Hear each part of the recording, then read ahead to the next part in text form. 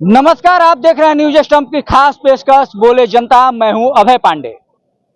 आखिरी चरण के चुनाव में बहुत कम दिन वक्त बचा है। किसे कहां वोट देना है, किसे चुनना है, ये लगभग तय करने वाले तय कर चुके हैं। अभी हम मौजूद हैं काराकाट लोकसभा के नोखा विधानसभा में, जहां कुछ लोग हमारे साथ हैं।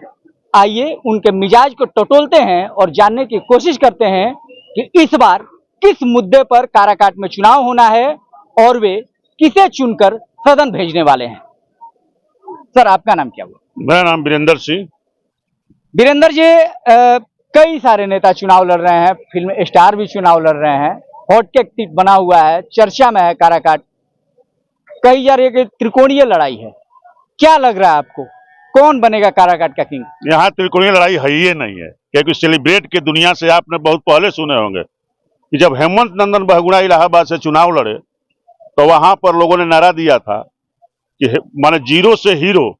एक तरफ हीरो है, एक तरफ माने अमिताभ बच्चन हेमंत नंदन बहुगुणा के सामने जीरो है, लेकिन उन्होंने कहा कि जीरो से हीरो बनते हैं लोग, और वही मैं बनूंगा। तो आप सुने होंगे कि हवा में उड़ता जा रे मेरा लाल दुपट्टा मलमल का। कब गया था? जब देश गुलाम था। लेकिन इलाहाबाद के धरती पर वहां के नौजवान जुआ जुगतियों ने कहा पैरो तो बिस्ता जा रे मेरा लाल दुपट्टा मलमल का, और इलाहाबाद से आशीर्वाद देकर उसको पार्लियामेंट भेजा था। ठीक स्वयं वही स्थिति आज काराकाट के धरती पर खड़ी हो गई है।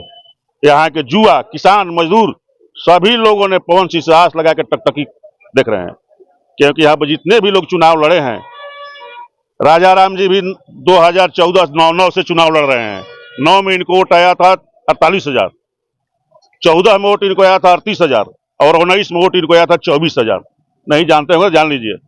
उपेंद्र कुशवाहा भी यहाँ 2-2 बार चुनाव लड़े। और इस बार जुआओं का धड़कन, किसानों का चहेता और मजदूरों का चहेता पवन सिंह आए हैं। पवन नहीं, यह गांधी है, और देश का दूसरा गांधी है।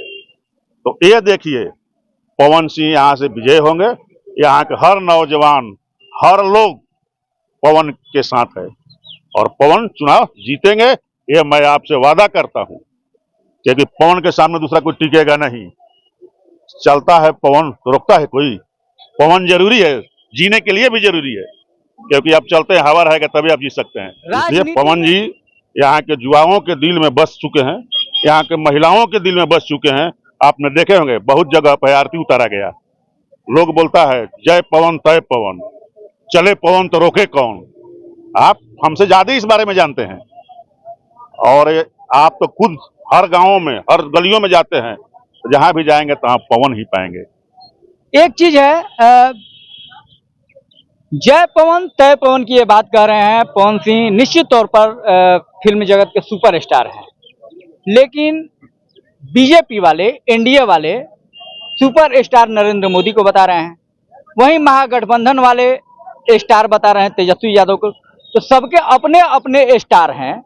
उस बीच में ये जो सिनेमाई स्टार हैं, वो कहां ठहर पाएंगे इन राजनीतिक स्टार के बीच में? इनका भी जो अभी अभी जनता से लगा हुआ है, काराकाट में नए नए आए हैं, तो इनका भी अस्तित्व रहेगा। लेकिन यहाँ की जनता जो है इंडिया गठबंधन को वोट करेगी विकास के नाम पर, क्योंकि मोदी सरकार ने अभी तक किसी नवयुवक को नौकरी अपने कार्यकाल में नहीं दी है, न वैकेंसी निकाली। तो यहाँ बिहार की जनता जो है सवाल उठा रही है, बेरोजगारी, कमाई, दवाई, सिंचाई।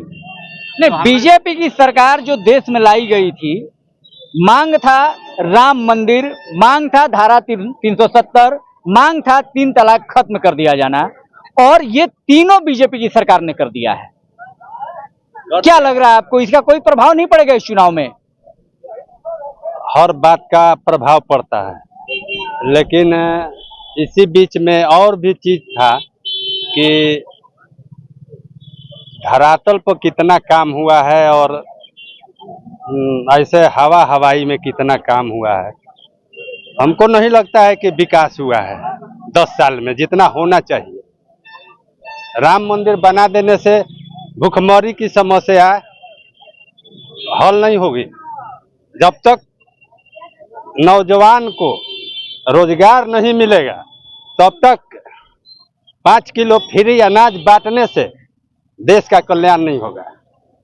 हम 5 किलो अनाज नहीं चाहते हैं, हम भीख नहीं चाहते हैं, हम काम चाहते हैं। ये संस्था बड़े बड़े डिग्री बांट रही है, लोग गार्जियन जो है पढ़ाकर पैसा लाखों करोड़ों रुपया पैसा पढ़ाई पर फेंक दे रहा है, लास्ट में उसको हाथ में जीरो आ रहा है। लड़का इंजीनियर घूम रहा है, आप कहते हैं देश का विकास हो गया। इंजीनियर डॉक्टर रोड पर काम के लिए मजबूर हैं, 5,000 में काम कर रहे हैं। चलिए सब दिखा रहे हैं एक से एक चीज कि आप देख कर, मतलब राम मंदिर धारा 370 ये काम नहीं आने वाला है इस बार। राम जी बेड़ा पार नहीं लगाने जा रहे हैं। नोटबंदी से हमको क्या फायदा हुआ? भूखे भजन हो को पाला, भूखे भजन न हो को पाला। पेट में भूख लगा रहा है तो भगवान का भजन होगा। तो मांग तो राम मंदिर की मांग भी इस देश ने ही किया था।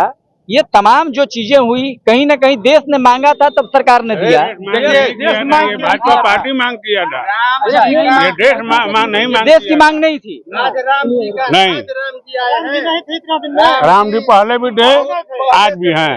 राम जी का आदमी लाने वाला सबसे पहले राम जी का बनना सही चीज है। जी आपका नाम क्या हुआ? श्यामलाल से। कई प्रत्याशी खड़े हैं, कुछ दल से भी हैं, कुछ निर्दल भी हैं। क्या लग रहा है कौन इस बार सदन तक पहुंचेगा? इस बार राजा राम सिंह चुनाव जीत रहे हैं। हालांकि यहाँ का चुनाव त्रिकोणीय हो गया है, लेकिन इसमें राजा राम सिंह आगे चल रहे हैं। 1 तारीख को जब वोट होगा, जनता जनार्दन जब उनको वोट देगी तो निश्चित तौर पर राजा राम सिंह 2 लाख वोट से आगे चलेंगे। कौन सा समीकरण आप देख रहे हैं जिस समीकरण के आधार पर आपको ऐसा लग रहा है कि राजा राम सिंह आगे जा रहे हैं? राजा राम सिंह का वोट जो है बहुत पहले से यहाँ महागठबंधन का वोट है। उस गठबंधन में एक तरफ पवन सिंह है और दूसरे तरफ उपेंद्र कुशवाहा जी भी हैं। उसी वोट में दोनों अपने आप को उस सीट को आउट किए हुए हैं और उसी वोट में 2 ठो लड़ रहे हैं, लेकिन महागठबंधन के वोट में सिर्फ अकेला राजा राम सिंह लड़ रहे हैं और निश्चित तौर पर राजा राम सिंह का, यानी पवन सिंह जो है राजा राम सिंह के लिए संजीवनी बन गए। मैं संजीवनी तो नहीं कहूंगा, लेकिन वे अपने भविष्य के लिए प्रतिनिधि बने हैं। निश्चित तौर पर उनका भविष्य भी है, नौजवान है, अपने भविष्य को संवारने के लिए, न कि वे राजा राम की संजीवनी बनने के लिए चुनाव लड़े हैं, वो अपने आप को चुनाव जीतने के लिए लड़े हैं। ठीक है, जैसा कि अभी इन्होंने बताया कि पवन सिंह जो चुनाव मैदान में उतरे हैं, लड़ाई त्रिकोणीय हो गई है और फायदा राजा राम कुशवाहा को मिल रहा है। लेकिन अगर देखा जाए तो महागठबंधन के खिलाफ में भी ओवैसी की पार्टी के एक उम्मीदवार यहाँ पर चुनाव लड़ रहा है, तो क्या आपको ऐसा नहीं लगता है कि वो प्रभाव डालेगा आपके महागठबंधन की? बात सुन लीजिए, राजा राम कुशवाहा जो है यहाँ महागठबंधन से आए हैं। अब की बार ये हुआ है कि महागठबंधन जो पहले अति पिछड़ा था, राजा राम के संगे अति पिछड़ा पूरा हो गया है। और जो अति पिछड़ा जो हो गया है तो राजा राम बहुत वोट से आगे है और पवन सिंह हमारी लड़ाई में रहेंगे, हम मानते हैं। लेकिन हमारे राजा राम महागठबंधन के चलते बहुत आगे रहेंगे, इसलिए अति पिछड़ा का वोट इनसे बहुत सट रहा है। माले जितना है, हमारे राजद आरजेडी का वोट है, मुकेश साहनी का वोट है, बहुत है। इनमें छोटी छोटी जातियां जितना है हमारे राजा राम के साथ भी हैं। हम लोग देखते हैं कि अब की पारी बहुत आगे रहेंगे। और जो जुआ अब की पारी है, जो जुआ, तो सब जुआ लग गए हैं कि मोदी जी ने बोला है कि 2 करोड़ की नौकरी देंगे और 2 करोड़ की नौकरी देंगे, 15 लाख रुपया देंगे खाता में। वो 10 साल में नहीं आया तो सब जान गया है कि तेजस्वी जो बोला है सो कर दिया, जो बोला है सो कर दिया। बोला था कि 10 लाख देंगे नौकरी, लेकिन 5 लाख की नौकरी कर दिया ना, कि ये तो जायज है, सब कोई जानता है। तो जुआ को विश्वास है, जो ऐलान किया है कि हम 1 लाख बच्चियों को देंगे, रक्षाबंधन के लिए देंगे, और जो पढ़ा लिखा है उनको भी देंगे, और नौकरी 1 करोड़ के देंगे। देखिए, अब जब आपने युवाओं की बात कर दी है तो एक बार युवाओं से भी हम जान लेते हैं कि युवा क्या कहते हैं। वोट देते हैं आप? ठीक है, यहीं के वोटर हैं। क्या नाम है आपका? मल्लू कुमार। मल्लू कुमार। जैसा कि अभी इन्होंने बताया कि इस बार युवाओं का रुझान जो है वो तेजस्वी की तरफ है, उनके पार्टी से, उनके समर्थन से जो उम्मीदवार लड़ रहे हैं उसके तरफ है। आपको क्या लग रहा है, आप किसको अपना नेता मान रहे हैं? हम तो नेता है बीजेपी का। बाकी बात है कि पवन सिंह और बीजेपी दोनों में लड़ाई चल रहा है। बाकी असल में तो है जो दोनों में लड़ाई हो जाएगा तो राजा रामी जो है कुशवाहा जी निकल जाएंगे। नहीं, वो तो निकल जाएंगे, लेकिन आप किसको चुनना चाहिएगा?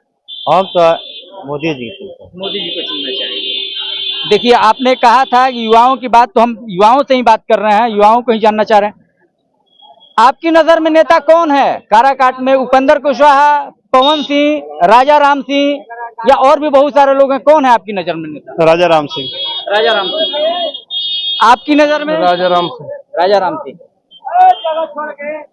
आपकी नजर में कौन है नेता? उपेंद्र कुशवाहा। उपेंद्र कुशवाहा।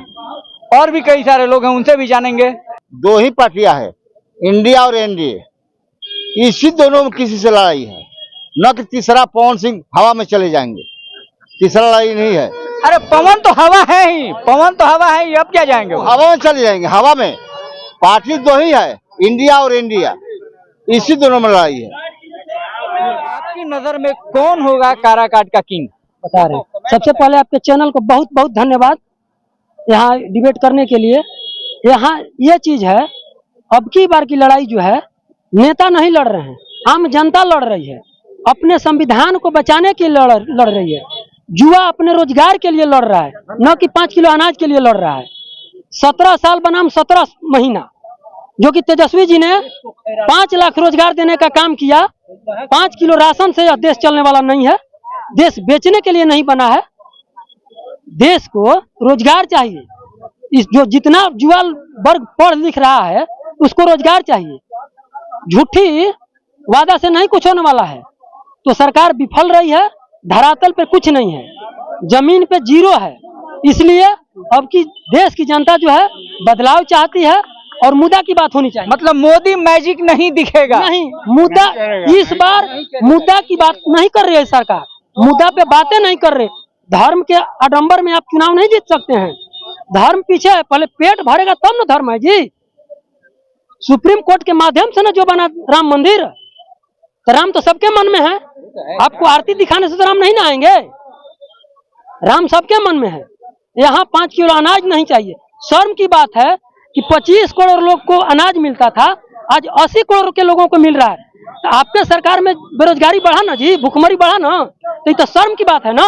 अपने मन की दाम बढ़ जाता है। ये तो पसंद नापसंद, आरोप प्रत्यारोप, तमाम मुद्दों के बाद अब बहुत कम वक्त बचा है वोटिंग होने में, और वो दिन भी बहुत नजदीक है जब निर्णय होगा कि कौन होगा काराकाट का किंग। फिलहाल के लिए इतना ही, हमें दीजिए इजाजत। देखते रहिए न्यूज स्टंप। आप सभी दर्शकों से अनुरोध है, कृपया चैनल को सब्सक्राइब, लाइक और अपने मित्रों के बीच शेयर जरूर करें। आपका सहयोग, समर्थन और मार्गदर्शन चैनल की उन्नति के लिए महत्वपूर्ण है।